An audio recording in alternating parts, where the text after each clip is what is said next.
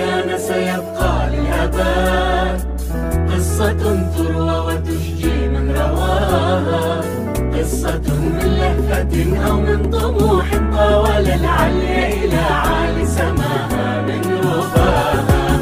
كانت الرحلة في جنح الليالي، كانت الرحلة في ثقل الجبال، كانت الرحلة إرهاق وصبر وعظيم من دموع ومآسي لن نقاسي، غير أن النور في خط النهاية كان محفوفا بتاريخ الحكاية، كان شيئا هائلا حد الغواية، كان حبا وجمالا وعطايا، غير أن النور في خط النهاية كان محفوفا بتاريخ الحكاية، كان شيئا هائلا حد الغواية، كان حبا وجمالا وعطايا.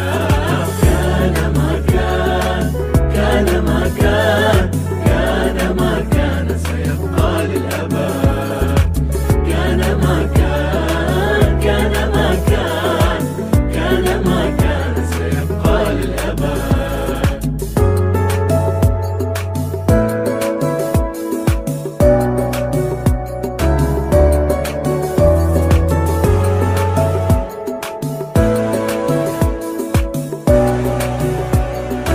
استوديو زفات ليالي خليج، حصريا على استوديو زفات ليالي خليج.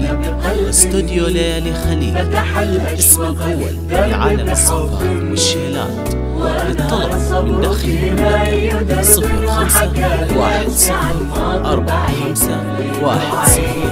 من خارج المملكة 00-9-6-5-1-0-4-5-1-0-1. دمتم ودامت أفراحكم. وهنا في آخر السكة لاحا نور إنجاز على الصدر استراحا، أشعل الأفراح فينا وأباحا الحب والإحساس والصبر الجميل. وهنا في آخر السكة لاحا نور إنجاز على الصدر استراحا، أشعل الأفراح فينا وأباحا الحب والإحساس